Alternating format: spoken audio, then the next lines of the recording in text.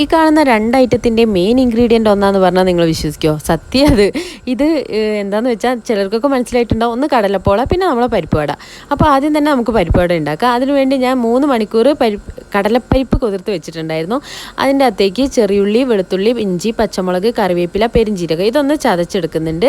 അതിനുശേഷം നമ്മൾ മാറ്റി വെച്ചിട്ടുള്ള കടലപ്പരിപ്പും കൂടെ ഒന്ന് ചതച്ചെടുക്കുക.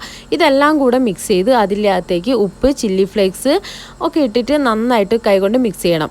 പിന്നെ അതാ നമ്മുടെ കായപ്പൊടിയും കൂടെ ചേർക്കണം കേട്ടോ. എന്നിട്ട് അതിൻ്റെ അകത്തേക്ക് കറിവേപ്പിലയും കുറച്ച് ചെറിയുള്ളി ഇങ്ങനെ കട്ട് ചെയ്യുകയും കൂടെ ചെയ്തിട്ട് ഇട്ട് കൊടുത്ത് പിന്നെ ഷേപ്പാക്കി നന്നായിട്ട് ഫ്രൈ ചെയ്തെടുത്താൽ മതി.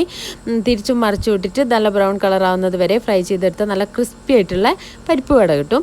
പിന്നെ ഇതാ കടലപ്പരിപ്പുണ്ടല്ലോ നമ്മുടെ കടലപ്പോള. അതിന് വേണ്ടിയിട്ട് കടലപ്പരിപ്പ് ഒന്ന് വേവിച്ചെടുക്കുന്നുണ്ട്. എന്നിട്ട് അത് ഊറ്റിയല്ല വെള്ളം മൊത്തം കളഞ്ഞ് അത് തണിഞ്ഞ ശേഷം അതിലേക്ക് 4 മുട്ട, പിന്നെ 2 വലിയ സ്പൂൺ പാൽപ്പൊടി ഇടുന്നുണ്ട്. പിന്നെ ആവശ്യത്തിന് പഞ്ചസാര, ഏലക്കാപ്പൊടി, ഒരു നുള്ളു ഉപ്പ്, പാല് ഇതെല്ലാം കൂടെ ചേർത്തിട്ട് നന്നായിട്ട് മിക്സിയിൽ അടിച്ചെടുക്കണം. എന്നിട്ട് ഇതാ ഒരു പഴയ പാത്രം അടുപ്പത്ത് വെച്ചിട്ട് അതിൻ്റെ മേലെ വേണം നമ്മൾ കുക്ക് ചെയ്യുന്ന പാത്രം വെക്കാനായിട്ട്. ഡയറക്റ്റ് ഫ്ലെയിമിൽ വന്നാൽ ഇത് കരിഞ്ഞു പോകും. ഇങ്ങനെ വെച്ച് ഒരു 30 മിനിറ്റ് കുക്ക് ചെയ്ത് എടുത്തിട്ടുണ്ടെങ്കിൽ സംഭവം റെഡി.